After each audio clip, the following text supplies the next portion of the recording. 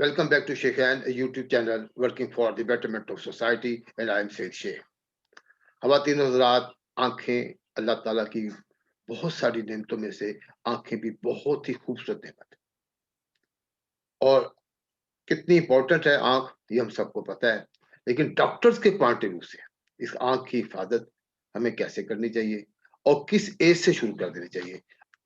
आज हमारे साथ हमारे मेहमान हैं, eye specialist, consultant, eye surgeon जनाब डॉक्टर राशिद नवाज साहब। अस्सलाम वालेकुम and welcome to the show sir. वालेकुम अस्सलाम। थैंक यू सईद शेख साहब। थैंक यू डॉक्टर साहब फॉर जॉइनिंग अस। डॉक्टर साहब ये बताइए कि जब हम कहते हैं जी आँख का हम लोग छंटे मार लेते हैं, हम कहते हैं जी हमने आँख की बड़ी हिफाज़त कर ली है और जब तक आँख को कोई इश्यू नहीं आता, सूजन नहीं आती, हम कहते हैं जी उससे पहले हम कहते हैं आई एम ओके। तो क्या बताइएगा कि आँख की हिफाज़त करने के लिए हमें किस एज से इसकी केयर को स्टार्ट कर देना चाहिए? या उसके लिए ज़रूरी है कि हम किसी बुढ़ापे में जाएँ या किसी तकलीफ में आएँ, उससे पहले as a I consultant surgeon आप क्या हमें इस बारे में एडवाइस करेंगे हमारे व्यूअर्स को? जी। जी, बिस्मिल्लाहिर्रहमानिर्रहीम। सईद शेख साहब, पहले तो आपका बहुत शुक्रिया कि आपने अपने प्रेस्टिजियस चैनल में मुझे दावत दी and it's definitely an honour to talk on your channel and help people know about eye diseases. माशाल्लाह तो जी। थैंक देखिए, you for your compliment doctor साहब। अ, बच्चा जब पैदा होता है तो उसके पहले दिन से उसके माँ-बाप उसकी कैसी केयर करना शुरू कर देते हैं सारे जिस्म की। उसकी वजह ये है कि इंसान का बच्चा बड़ा कमज़ोर पैदा होता है और ये पूरी तरह माँ के ऊपर डिपेंडेंट होता है अपने माँ-बाप पे। तो बस आप ये समझ लें कि आँखों की केयर भी उसी वक़्त से स्टार्ट होती है जिस वक़्त इंसान की पैदाइश होती है। तो डॉक्टर साहब इसलिए ये बड़ी अच्छे इंटरेस्टिंग बात बता रहे हैं वैसे कि आँखों की केयर भी उस वक़्त से स्टार्ट होती है या होनी चाहिए जब बच्चे की पैदाइश होती है। माशाल्लाह सर। Sir please. तो सही शेख साहब, ऐसा है कि अच्छे तमाम सेंटर्स में जहाँ पे बच्चों की पैदाइश का, डिलीवरीज़ का निज़ाम होता है, वहाँ पे या तो पीडियाट्रिशियन इस चीज़ के लिए ट्रेन्ड होते हैं या फिर वो आई स्पेशलिस्ट को एक कंसल्टेशन के लिए बुलाते हैं बच्चे के जनरल आई एग्ज़ामिनेशन के लिए। ठीक है। उसकी रीज़न ये होती है कि आँखों की ऐसी बीमारियाँ जो कि जिनको मोरूसी बीमारियाँ कहा जाता है, जिसमें मोरूसी सफ़ेद मोतिया है, मोरूसी काला मोतिया है, मोरूसी इन्फेक्शंस हैं, उनको अगर जल्दी डिटेक्ट कर लिया जाए, तो बच्चे को सारी ज़िंदगी की नाबीनापन से बचाया जा सकता है। तो ये बड़ा अहम है कि बच्चे की पैदाइश के वक़्त उसकी आँखों के मुआयने को अपने ज़हन में रखा जाए। अच्छा, बच्चे की पैदाइश के उसी उसी दिन या मतलब 1 आध हफ्ते में आपका मतलब है कि लाज़मी आई स्पेशलिस्ट साहब को चेकअप लाज़मी करवा देना चाहिए। जी, बिल्कुल। मैंने बताया कि जब बच्चा पैदा होता है तो अक्सर हॉस्पिटल्स ने उसका इंतज़ाम किया होता है, या जो बच्चों के डॉक्टर होते हैं, वो उनके पास एक इंस्ट्रूमेंट होता है, डायरेक्ट ऑप्थेल्मोस्कोप। उससे अगर वो ट्रेन्ड हों इस्तेमाल करने में, तो उनको अक्सर बीमारियों का उससे पता चल जाता है। लेकिन अगर ऐसी सहूलत मौजूद नहीं है, तो आप खुद आई स्पेशलिस्ट से ज़रूर राब्ता करें अपने बच्चे की आँखों की मुआयने के लिए। एक बार आपने मुआयना करवाना है और इन अल्लाह करे सब कुछ ठीक है, तो उसके बाद फिर आपने दूसरी बार उसके बाद अगर दरमियान में कोई ऐसी कोई इश्यू नहीं आता, तो फिर कब मुआयना कराना ज़रूरी है डॉक्टर साहब? उसके बाद आप देखिए, बच्चे की ज़िंदगी में जो एक बड़ी तब्दीली आती है सोशल और उसकी डेवलपमेंट के अंदर, वो तब आती है जब उसने स्कूल जाना होता है। उस वक़्त उसकी तमाम स्किल्स पहले की निस्बत ज़्यादा इस्तेमाल होंगी और उसी तरह उसकी सेंस ऑफ साइट भी। ठीक। तो स्कूल जाने से पहले बच्चे की नज़र का इस्तेमाल बहुत कम होता है। तो इसलिए आपको अक्सर बच्चों की कमज़ोर नज़र का पता ही नहीं चल पाता। तो स्कूल जाने से पहले अगर बच्चों का एक दफ़ा एहतियाती तौर पे नज़र का मुआयना करवा लिया जाए, तो ये बहुत सारे बच्चों के लिए भला हो जाएगा, क्योंकि अक्सर जो है वो 2-2 3-3 साल बाद या 4-5 साल बाद टीचर्स ये डिस्कवर करती हैं कि जी इस बच्चे की नज़र कमज़ोर है और वो आई स्पेशलिस्ट की तरफ रेफ़र करती हैं। वालिदैन कभी खुद से बच्चों को नहीं लेकर आए, औ क्योंकि पता नहीं चलता। और तो और दूसरी डॉक्टर साहब जब टीचर रेफर करती हैं आई स्पेशलिस्ट के पास, उस वक़्त तक इश्यू थोड़ा-सा मज़ीद सीरियस हो चुका होता है। अक्सर ये होता है कि लेकिन डेफ़िनिटली। जो ये अगर वो इनिशियल डिटेक्शन हो जाए, तो वो ज़्यादा बेहतर है बच्चे के लिए। ऐसा जी, है ना सर? बिल्कुल सही फरमाया सही शेख साहब। सही श ये बिल्कुल आपने बजा फरमाया सही शेख साहब। Early detection is the key to success in any disease and being an eye specialist, I always believe in preventing the disease first rather than treating it. हमारे यहाँ थोड़ा-सा अलमिया ये है कि प्रिवेंशन की तरफ ध्यान डॉक्टर्स का भी नहीं है, पब्लिक का भी नहीं। हम्म, हम अल मुस्तफ़ा ट्रस्ट में इसी चीज़ के ऊपर फ़ोकस करते हैं कि हमारे पास जो मरीज़ आता है, उसकी कोई एक आई की प्रॉब्लम अगर हमें नज़र आ रही है, तो हम ये ना करें कि उसी पे फ़ोकस करें, बल्कि उसकी आई को थॉरोली एग्ज़ामिन करें, ताकि अगर कोई और प्रिवेंटेबल चीज़ है, उससे भी उसको बचाया जाए। माशाल्लाह माशाल्लाह। लेडीज एंड जेंटलमैन, मैं आपको डॉक्टर साहब का थोड़ा सा तारफ अभी करा दूं। डॉक्टर साहब अल मुस्तफा ट्रस्ट लाहौर डीएचए के सेंटर के आई डिपार्टमेंट को हेड कर रहे हैं, और डॉक्टर साहब सर्विसेज हॉस्पिटल के आई डिपार्टमेंट में भी ये अपनी खिदमत अंजाम दे रहे हैं। और डॉक्टर साहब और भी 3 4 5 जगहों पे माशाल्लाह जाते हैं। ज़ाहिर है कि ये इतने स्पेशलिस्ट डॉक्टर हैं, इनकी काफ़ी डिमांड है। और मैं एक थोड़ा-सा, मैं भी एक इनका पेशेंट हूँ, बल्कि मैं इनका बहुत ही ज़्यादा, जिसे कहते हैं ना, मैं एक मुरीद हूँ। क्योंकि जिस the way he takes care of the people, अमीर है या गरीब है, डॉक्टर साहब ने उनकी एक ही स्टाइल से बात करनी। और मैंने अपनी जो कैटेक सर्जरी कराई थी लास्ट लास्ट ईयर, वो मैंने डॉक्टर साहब से कराई थी। The way he did it, मतलब काफ़ी लोगों से सुनते थे हम, लेकिन माशाल्लाह कोई इश्यू नहीं, नेक्स्ट डे कोई इश्यू नहीं, थर्ड डे कोई इश्यू नहीं। I was second day he asked me कि आप गाड़ी खुद चला के घर जा सकते हैं। तो दैट अल्हम्दुलिल्लाह जी, ये शिफ़ा तो अल्लाह ने देनी होती है, लेकिन फिर भी आपकी जो जो डॉक्टर को भी हाथ में अल्लाह ताला ने कहा ना कि एक वसीला और एक शिफ़ा लिखी हुई है। डॉक्टर साहब, आपने जब ये थोड़ा-सा टॉपिक छेड़ा, तो मैं फिर मजबूर हो गया कि मैं आपको अब मज़ीद इस पे तारुफ़ कराऊँ। अगर आपके इस इंट्रो में मैं थोड़ी-सी कुछ चीज़ भूल गया हूँ कि, या कोई ऐसा सेंटर या आपकी एक्टिविटी, वो आप प्लीज़ ज़रूर उसको ज़रूर ऐड कर दें। सर बहुत शुक्रिया आपके एक बहुत अच्छे कॉम्प्लीमेंट के लिए। मैं सर्विसेज हॉस्पिटल लाहौर में तकरीबन 2 साल से हूँ। इससे पहले मैं एलआरबीटी आई हॉस्पिटल, जो आई की सबसे बड़ी एनजीओ है पाकिस्तान में, उसका हिस्सा रहा हूँ। इसके अलावा मैंने Shalimar medical and dental college, central park medical and dental college, Al Aleem medical college, new माशाल्लाह, हॉस्पिटल लाहौर और सऊदी अरेबिया में भी आई डिपार्टमेंट्स में काम किया हुआ है। माशाल्लाह। और मेरी ट्रेनिंग मुख्तलिफ इंस्टीट्यूट से है, इसके अलावा सऊदी अरेबिया से भी है, और मैं royal college of surgeons of Edinburgh Scotland का सर्टिफाइड मेंबर भी हूँ। माशाल्लाह जी, माशाल्लाह, आई ये अच्छा किया। ये क्योंकि कई कई ऐसी तफ़सीलात होती हैं जो कि एक प्रोफ़ेशनल आदमी खुद अपने तौर पे मुख्तसर आपने बयान किया। हालाँकि आई नो कि आपकी इससे भी ज़्यादा डिटेल्स हैं। अच्छा डॉक्टर साहब, आप हमारे व्यूअर्स के लिए हम बात कर रहे थे कि अल-मुस्तफ़ा ट्रस्ट में जब आप करते हैं, लोगों को मतलब आप प्रिवेंटिव केयर की तरफ ज़्यादा लेकर आते हैं। तो आज का ये जो हमारा प्रोग्राम है, ये भी प्रिवेंटिव केयर का है। तो इसमें आप हमें बताएँ कि अब हम स्कूल जाने से पहले बच्चों को चेक कर लिया, उसके बाद के क्या प्रोसेस है? कौन-कौन सी एजेज़ या माइलस्टोन हमारी ज़िंदगी में ऐसे आते हैं, या कौन-कौन से इश्यू आए, हम we must consult our eye specialist.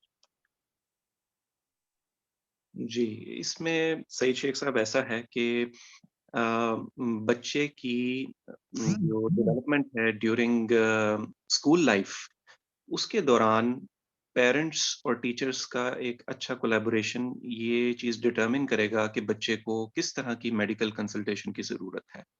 Right, very और अमूमन अमूमन ये होता है कि आजकल बच्चे जिस चीज़ का शिकार हो रहे हैं, और बड़े भी, बहुत कॉमन है और उस पे बात करना ज़रूरी है, उसका नाम है कंप्यूटर विज़न सिंड्रोम। हुँ, जी, ये जी, जी। जो एक कंप्यूटर प्रॉब्लम विज़न, नई आ गई है। सब कंप्यूटर विज़न में भी साथ वो भी आ जाता है, जो आपका मोबाइल, टैबलेट, ये सारी चीज़ें उसी में इंक्लूडेड है?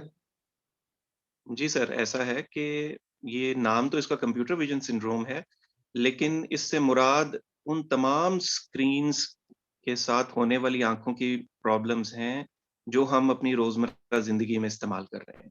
ठीक। कंप्यूटर तो उन्होंने एक नाम के लिए उसको दे दिया ना जी, हुँ, लेकिन आप देखें कि हमारा बेशतर काम आजकल स्क्रीन्स के ऊपर हो रहा होता है। यहाँ तक कि आजकल आप रेस्टोरेंट्स में जाएँ, तो वहाँ पे आपने ऑर्डर करना है, तो वहाँ भी एक बड़ी-सी स्क्रीन लगी होती है, टच स्क्रीन, उसके ऊपर आप हुँ, पैसे भी पे कर सकते हैं, ऑर्डर भी कर सकते हैं, तो हम स्क्रीन्स में घिरे हुए हैं। सही। तो स्क्रीन्स जो हैं, आपकी आँखों से एफर्ट माँगती हैं। जितना ज़्यादा आपकी आँखें स्क्रीन्स के ऊपर रहेंगी, उनमें 2 किस्म की प्रॉब्लम्स आती हैं। एक, उनके अंदर खुश्की हो जाती है, आँखें ड्राई हो जाती हैं, क्योंकि जब आप देर तक स्क्रीन के ऊपर कॉन्संट्रेट करते हैं, हुँ, आपका ब्लिंक रेट, जो नेचुरल ब्लिंक रेट है, वो कम हो जाता है। आप कभी किसी नेचुरल बच्चे को ब्लिंक देखेंगे। रेट आपका कम हो जाता है बिकॉज़ कि आप स्क्रीन पे फ़ोकस कर रहे हैं। विज़ा-विज़ अगर जी, अगर आप नेचर में या एनवायरनमेंट में देखेंगे, तो आपका ऑब्वियसली जो ब्लिंक रेट डिफरेंट होगा। मैं ज ज जस्ट मैं डेफिनिटली। उसको एक्सप्लेन कर रहा हूँ अपने व्यूअर्स के को ये आसानी के लिए सर उसको एक्सप्लेन कर रहा हूँ। जी सर। जी, मैं पेरेंट्स को बल्कि दावत दूँगा कि वो कभी बच्चे को ऑब्ज़र्व करें जिस वक़्त वो कोई स्क्रीन देख रहा होता है। आप देखेंगे कि वो बिल्कुल ब्लिंक नहीं करेगा। तो इस ब्लिंक ना करने से हमारी आँखों का एक नॉर्मल एनवायरनमेंट जो है ना वो डिस्टर्ब हो जाता है। क्योंकि अल्लाह ताला ने ये ब्लिंकिंग मैकेनिज़्म इसीलिए बनाया है ताकि हर वक़्त आँखों के आंसू जो हैं वो रीडिस्ट्रीब्यूट होते रहें आँखों की सरफेस के ऊपर और आँखें कभी भी ड्राई ना होने पाएँ। क्योंकि आंसू एक ऐसी अल्लाह ताला की नेमत है कि इसके बगैर हमारी आँख जो है वो अपना तमाम काम कर ही नहीं सकती। ब और ये ऐसी ज़बरदस्त चीज़ है, हुँ, हुँ, हुँ। आंसू ऐसी ज़बरदस्त चीज़ है सईद शेख साहब कि अब तक इतनी रिसर्च के बावजूद हम इसका कोई सब्स्टिट्यूट नहीं बना सके। हालाँकि ये पानी की तरह लगते हैं ना ये आंसू, हाँ जी, हाँ जी। लेकिन कोई दवाई ऐसी नहीं है जो इनको सब्स्टिट्यूट कर सके। तो माशाअल्लाह। इसलिए जब ये कम हो जाते हैं, आँखों में खुश्की हो जाती है, तो उसकी वजह से बच्चों में सबसे पहले तो बच्चे कंप्लेंट करेंगे कि उनकी आँखों में ख़ारिश होती है। वो बहुत ज़्यादा आँखों को ब्लिंक करेंगे, बार-बार आँखों को झपकेंगे। हुँ, क्यों झपकेंगे? क्योंकि जब इरिटेशन होती है तो ऑटोमैटिक मैकेनिज़्म शुरू हो जाता है एक्सेसिव ब्लिंकिंग का। फिर वो ये कहेंगे कि जी उसके वालिदैन कहेंगे इसकी आँखों से अक्सर पानी आता रहता है। ये पैराडॉक्सिकल है। पैराडॉक्सिकल यूँ कि जब पानी की कमी हो जाती है तो ब्रेन को मैसेज मिलता है कि आँखें खुश्क हो गई हैं। तो वो हुँ। उस सेंटर को जहाँ से पानी बनना होता है, ज़्यादा इम्पल्सेस भेजता है और ज़्यादा पानी बनता है। तो ये रिफ्लेक्स टीयरिंग कहलाती है। इन शॉर्ट ये है कि कुदरत तो अपना काम कर रही है आँखों को बचाने के लिए, लेकिन हमारे जो लाइफ़स्टाइल है वो ज़रा उसको बिगाड़ने की तरफ ज़्यादा है। तो इसलिए सर लाइफ़स्टाइल इससे चेंजेस। बचने के लिए मतलब what should we do as we are saying कि ये प्रिवेंटिव प्रोग्राम है। इसमें जो ये बच्चों की आदत बन गई है जो ये कंप्यूटर स्क्रीनिंग की हमारी सबकी आदत है। तो हाउ कैन वी अवॉइड तो शायद हम उससे ना कर सकें, लेकिन क्या फिर हमें आई स्पेशलिस्ट को कंसल्ट करके या कोई मज़ीद इसके बारे में आप बताना पसंद करेंगे सर? ये तो अब हमारी आदत है जैसे मैं आई एम नॉट अ बच्चा but I am old man but still ऐसे we have to work on computer sir, we have to work on the अपना लैपटॉप पे या स्क्रीन को हमें हमें देखना ही पड़ता है।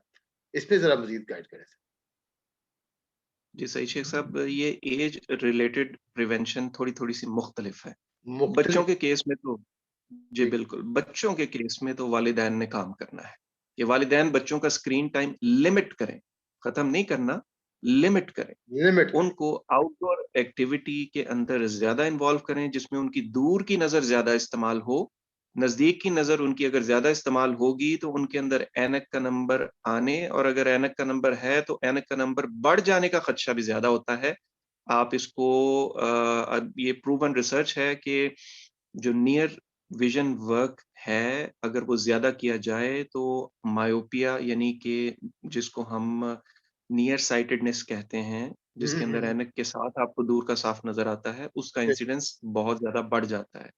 और अब इसको तकरीबन एक एपिडेमिक का नाम दे दिया गया है स्क्रीन्स के बाद कि ये इतना ज़्यादा हो रहा है बच्चों में मायोपिया और उसकी वजह यही चॉक आउट की गई है एक्सेसिव यूज़ ऑफ स्क्रीन्स। तो बच्चों के केस में प्रिवेंशन वालिदैन करेंगे by limiting the screen usage. By एक लिमिटिंग बात। द स्क्रीन यूजेज को डिसिप्लिन बनाएँ, हर वक़्त उनको फ्री हैंड ना दें कि हर वक़्त बैठे फ़ारग बैठे यही काम कर रहे हैं। जो एक्टिविटी स्क्रीन पे होनी है वो तो मैनेज करें, अब जो नहीं होनी बच्चों का पेरेंट्स की ये ड्यूटी का हिस्सा होना चाहिए कि अपने बच्चों की आँखों को महफूज़ रखें।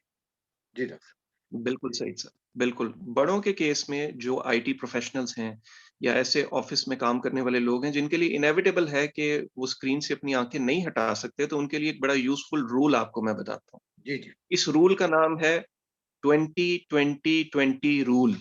20, ये बड़ा 20, खूबसूरत रूल 20 है। रूल मतलब 3 time 20, 3 time 20। After every 20 minutes, close your eyes for 20 seconds and then look far at some object for 20 seconds. It will do two things. Number one, once you close your eyes, it will replenish the natural tears of your eyes, like the wiping action of the windshield wiper over the windshield of your car, hmm, hmm. Hmm, hmm. right? Interesting. एक बात। दूसरी बात, जब आप अपनी आँखों को relax करेंगे तो आपकी आंखों के जो मसल्स हैं, जिन्होंने आपकी आंख को पोस्चर किया हुआ था, वो फौरी तौर पे रिलैक्स हो जाएंगे और अपनी फूड को रिप्लेनिश कर लेंगे। मसल्स जो हैं ये फूड को स्टोर करते हैं, इनके अंदर एनर्जी स्टोर होती है, एनर्जी स्टोर हाउस होते हैं। लेकिन अगर आप मुसलसल इनको काम में डालेंगे तो इनकी स्टोर हाउस जो है वो डिप्लीट हो जाएगा, तो इनको भी रेस्ट चाहिए। हम्म, तो जब आप इनको रेस्ट देंगे आंखें बंद करके और नजदीक वाले मसल्स को दूर के काम में लगा के, तो उससे एक तो ये कि आपकी वो ड्राइनेस बेहतर हो जाएगी और आपके मसल्स जो हैं वो दोबारा से काम करने के लिए तैयार हो जाएंगे। तो ये माशाल्लाह। हर 20 मिनट के बाद एक छोटी सी एक्सरसाइज है। हम्म, अगर इसको अपने प्रैक्टिस में ला सकें तो इससे आप बहुत ज्यादा फर्क महसूस करेंगे। मतलब कॉमन मैन में 20-20-20 rule, after every 20 minutes of your concentration on the screen, आप 20 सेकंड के लिए अपनी आईज को जोर से बंद कीजिएगा। फिर आफ्टर दैट एक 20 सेकंड के लिए किसी फार ऑब्जेक्ट को आप फोकस करें फॉर 20 सेकंड। तो correct, this will replenish correct, your eyes energy. Correct. This जबरदस्त। Is the best method. बहुत जबरदस्त ये लर्निंग है। मैंने आपका एक लेक्चर लाहौर चैम्बर में हुआ था, एंड आफ्टर योर 1 आवर या 45 मिनट लेक्चर, मैं उस वक्त ये कह रहा था जी, I have learned a lot about my eye today. लेकिन पता लगा कि आज आपकी जो बातें हो रही हैं, ये आप बहुत ही मुख्तसर बात भी कर रहे हैं और बहुत जबरदस्त बातें कर रहे हैं। सर ये तो बड़ा ऐसे ही है कि जैसे कि आपके ये जो अभी तक तो हम वहां तक आए नहीं है। अभी तो सिर्फ आपने हमने चाइल्डहुड की बता रहे हैं, बच्चे की, और थोड़ा सा बड़ों की बात आई है। अब सर मजीद इसके आगे जरा बताइएगा। एक तो ये एक्सरसाइज आपने बता दी प्रिवेंटिव, बट अगर मेरी आंखें ड्राई होनी शुरू हो जाती हैं, इफ ये कौन कौन से ऐसे मुझे सिम्टम फील हूँ, मैं समझूं कि अब मुझे लाजमी आई स्पेशलिस्ट के पास जाना चाहिए। जी। Once again thank you very much Saeed साहब फॉर द कॉम्प्लीमेंट्स। ऐसा है सर कि जिस वक्त आप ये महसूस करें कि आपको काम के दौरान दिक्कत इतनी ज्यादा हो रही है कि कुछ देर के बाद नजर धुंधला जाती है, नंबर एक, और हम्म, आपको बार बार अपनी आंखें ब्लिंक करनी पड़ती हैं। नंबर दो, आपकी आंखों में खारिश या फॉरेन बॉडी सेंसेशन, जिसको पंजाबी में रड़क भी कहा जाता है, वो अक्सर होना शुरू हो जाए और आपके काम को इंटरप्ट करना शुरू कर दे। नंबर तीन, आपकी आंखों में अक्सर इन्फेक्शन रहने लगे, आंखें लाल रहने लगे और आपको ऐसा महसूस हो कि आंखें भारी हो जाती हैं बहुत जल्दी, तो तब आपने अपने आई स्पेशलिस्ट को ज़रूर दिखाना है। मैं आपको एक बुनियादी सा उसूल बता देता हूँ जी जी। कि जिस वक़्त आपकी डेली रूटीन का कोई काम, जिसके अंदर न्यूज़पेपर रीडिंग से लेकर driving, computer usage, TV watching, ये सब चीज़ें आती हैं, इनमें से किसी भी चीज़ में आपको दिक्कत हो रही हो अपनी आँखों से related, this is the time to consult an eye specialist. This is the time to must consult the eye specialist.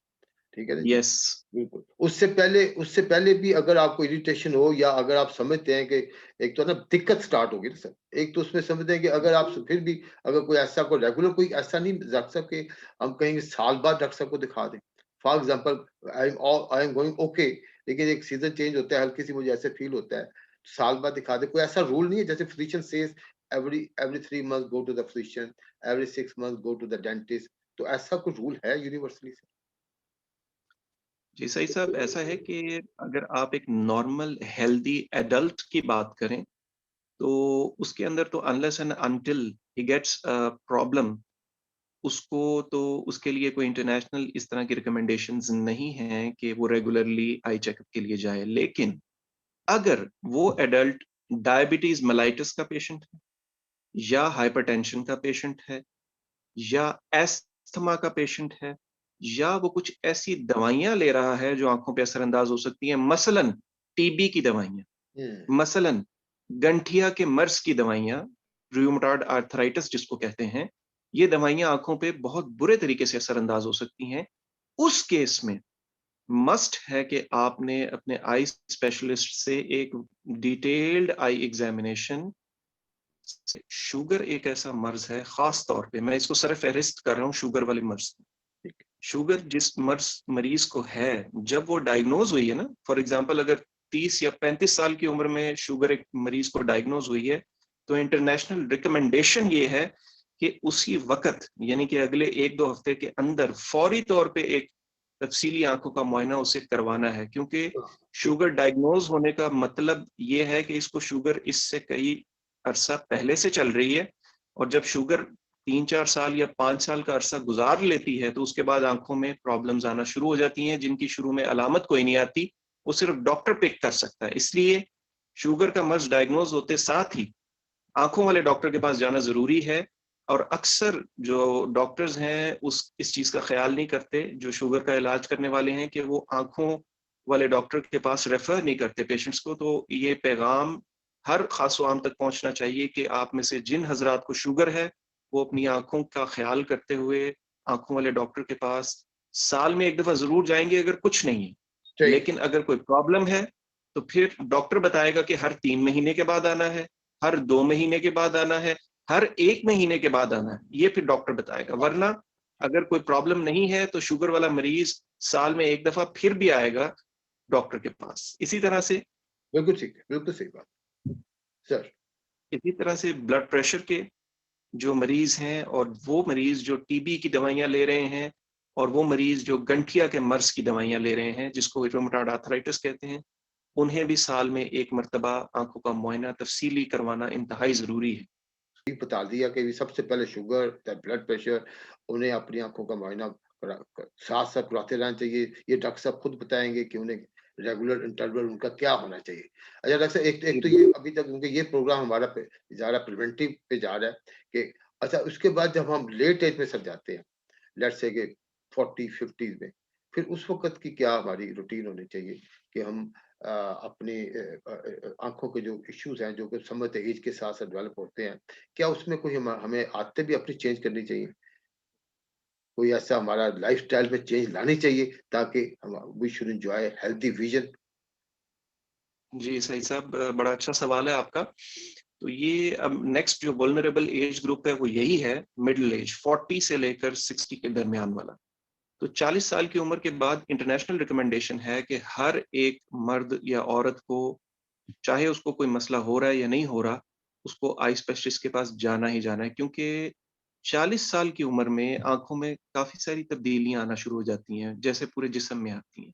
वो ठीक। नेचुरल तब्दीलियां होती हैं, फिजियोलॉजिकल चेंजेस होते हैं, लेकिन उस वक़्त बहुत सारी ऐसी डिज़ीज़ेज़ हैं जिनको अर्ली डिटेक्ट किया जा सकता है, और उनमें सर-ए-फ़हरिस्त में रखूँगा काले मोतिये को, अच्छा, ग्लाकोमा। ठीक तो है। इसलिए 40 साल के बाद ग्लाकोमा की स्क्रीनिंग, सफ़ेद मोतिया यानी कैटरेक्ट की स्क्रीनिंग, और अगर शुगर है तो उसकी रिलेटेड प्रॉब्लम्स की स्क्रीनिंग बहुत ही ज़रूरी है। और आपने बात की कि हम इस एज ग्रुप के लोग आइज़ को हेल्दी किस तरह रख सकते हैं, तो देखिए कि अल्लाह ताला की तरफ से दी गई खाने की जो नेमतें हैं ना, ये डिटरमिन करती हैं इसमें से हम क्या चूज़ करते हैं अपने वीकली डाइट प्लान के अंदर। ठीक। यही हमारी आई हेल्थ को भी डिटरमिन करती हैं। मतलब हमारा जो डाइट तो प्लान है, ये आई इसका डायरेक्टली ताल्लुक है आइज़ के साथ, आइज़ की हेल्थ के साथ। बिल्कुल, डाइट प्लान, बिल्कुल, एक्सरसाइज़िज़ का प्लान, रोज़ की रूटीन, ये भी हमारी जिस्म के और अज़ा की तरह आइज़ के ऊपर भी ये इफ़ेक्ट होती हैं, और इसके ऊपर अच्छे तरीके से इसका पॉज़िटिव इफ़ेक्ट भी आ सकते हैं। जी डॉक्टर साहब प्लीज़। बिल्कुल। तो Frank usage of green leafy vegetables and a daily intake of fruits and a good intake of fish, माशाअल्लाह। especially फ्रेश वाटर फिश या सी फिश, जो कि रिच होती है ओमेगा 3 फैटी एसिड्स में, ये आई हेल्थ के लिए बहुत अच्छी है। मतलब कि इसमें आपने तो कहा जी ये Frank usage of the green, मतलब जैसे पालक वगैरह है। ये जी बिल्कुल, तो जी बिल्कुल। ये एक्सेसिव खाएँ, गाजर लें, फिश ज़्यादा लें। स जी मैं बिल्कुल। थोड़ा-सा तो कोशिश कर रहा ये हूँ कि जो व्यूअर्स की जो है, जैसे कॉमन मैन की लैंग्वेज में उसको ज़रा कन्वर्ट करने की कोशिश कर रहा हूँ, गो के I am not qualified for that, लेकिन कोशिश कर रहा हूँ sir. You are doing great माशाल्लाह। तो you are complimenting my talk rather in a better way. तो दैट्स गुड जॉब माशाल्लाह। तो सर ऐसा है कि इस एज के अंदर हर एक को ज़हन में रखना चाहिए, क्योंकि इस वक़्त इंसान सबसे ज़्यादा प्रोडक्टिव होता है 40 साल की उम्र में। इस वक़्त वो जिसको कहते हैं ना अपने करियर की भी पीक पे होता है। तो इस वक़्त उसको अपनी हेल्थ की तरफ भी उतना ही ध्यान करना चाहिए। अमूमन लोग इस एज के ऊपर अपनी हेल्थ को सबसे ज़्यादा इग्नोर करते हैं, जिसकी वज़ह से ओल्डर एज में प्रॉब्लम्स ज़्यादा आती हैं। जी, तो इस एज में अपनी आँखों का मुआयना कुछ है या नहीं है, डॉक्टर के पास जाएँ और उनसे कहें जी मैं 40 साल का हो गया हूँ, मेरी आँखों का मुआयना करें, हाँ, कि मुझे फ़र्क कोई पता है, प्रॉब्लम तो नहीं कुछ है या नहीं में आप किसी दिन डॉक्टर साहब के पास जाएँ, गपशप मारने के लिए और ये कितनी खुशकिस्मत की बात है कि आज हमें कोई प्रॉब्लम नहीं है। हम फिर भी अच्छी एडवाइस आ रही है डॉक्टर साहब की कि हम फिर भी डॉक्टर साहब के पास जाएँगे। डॉक्टर साहब I am 40 now, please do check. ज़बरदस्त। बिल्कुल, दिस शोज़ दैट बिल्कुल। अवेयरनेस कितनी अवेयरनेस हम में है और कितनी हम इम्पोर्टेंस देते हैं अपनी हेल्थ को एंड पार्टिकुलरली आइज़ को। बिल्कुल सही साहब, मेरे पास अगर कोई मरीज़ रूटीन आई एग्ज़ामिनेशन के लिए आए, तो मैं उसको बहुत एप्रिशिएट करता हूँ, कि ये आपका बहुत अच्छा स्टेप है। क्योंकि इस तरह के मरीज़ बहुत कम होते हैं, जो आएँ, जो कहें कि हमें कोई प्रॉब्लम नहीं है, हम सिर्फ़ अपना आँखों का मुआयना करवाने आए हैं। ये बड़ा कम है। हुँ, लोग ब्लड टेस्ट तो बहुत करवा लेते हैं कि जी मेरा सारा बॉडी का टेस्ट कर दें जी, कोई मसला तो नहीं है। हाँ जी, वो किडनीज़ का टेस्ट कराएँगे, लिवर का करवाएँगे, सीबीसी करवाएँगे, लेकिन आँखों की तरफ ज़रा कम तवज्जो होती है। तो इसलिए ये बड़ा अहम लाइफ़ का एक माइलस्टोन होता है 40 इयर्स, इसके ऊपर आँखों की तरफ ध्यान देना भी ज़रूरी है। जी। अच्छा डॉक्टर साहब क्योंकि अगर वक़्त की थोड़ी कमी होती है, तो अगला एपिसोड पे ये तो हम इसमें डिस्कस कर किया हमने प्रिवेंटिव का और उस पास कुछ एजेस के हिसाब से और इंशाल्लाह नेक्स्ट एपिसोड में इसके आगे की एडवांस बातें करेंगे कि हमें जो तकलीफ़ें हों, फिर उसके लिए किस तरीके से उसका ट्रीटमेंट वगैरह के लिए और इस सिलसिले में before we conclude this episode आप कुछ इसमें मज़ीद इसमें कंक्लूड करना चाहेंगे इस एपिसोड को? Would you like to add something? जी सईद साहब, मैं सिर्फ़ यही बात कहना चाहूँगा कि हमारी ज़िंदगी के अंदर, इस मुख्तसर सी ज़िंदगी के अंदर अल्लाह ताला ने जो नेमतें हमें दी हैं, वो सभी ज़बरदस्त हैं, बेहतरीन हैं। इन नेमतों के अंदर इन नेमतों के अंदर जो बहुत बड़ी नेमत है, जिस नेमत के ज़रिए से हम बाकी नेमतों को अच्छा एन्जॉय कर सकते हैं, वो सेहत है। ऐसे ही, तो अपनी अच्छी सेहत के दौरान अल्लाह ताला का शुक्र भी अदा करें और इसका ख़्याल भी करें। सुभान और इस ख़्याल करने में आपके जिस्म का हर हिस्सा आ जाता है और ये आपके जिस्म का हक है। अल्लाह ताला ने ये जो नेमत, ये जिस्म आपको दिया है, ये इसका हक है कि इसको तवज्जो दी जाए। ये अल्लाह की अमानत है, इसने अल्लाह के पास जाना है। लेकिन जब तक ये इस दुनिया में है, उस वक़्त तक इसके तमाम अज़ा जो कि अल्लाह ने बेहतरीन आर्किटेक्चर से बनाए हैं, उन सब की हिफ़ाज़त के लिए अल्लाह। आप मुतवज्जे रहिए। अबेई अलाई रब्बी कुमा तुकज़िबान। डॉक्टर साहब आज का आपका हमारे शो में आने का बहुत-बहुत शुक्रिया। अच्छी-अच्छी बातें शेयर करने का बहुत-बहुत शुक्रिया। बहुत शुक्रिया सईद शेख साहब। ख़वातीन हज़रात अल्लाह ताला आपको और हम सबको नेकियां बाँटने की, नेकियां करने की, आसानियाँ एक-दूसरे के लिए पैदा करने की तौफ़ीक अता फ़रमाए। इंशाअल्लाह डॉक्टर साहब के साथ अगले एपिसोड में ज़रूर हाज़िर होंगे। अपना ख़्याल रखिएगा। अस्सलाम वालेकुम।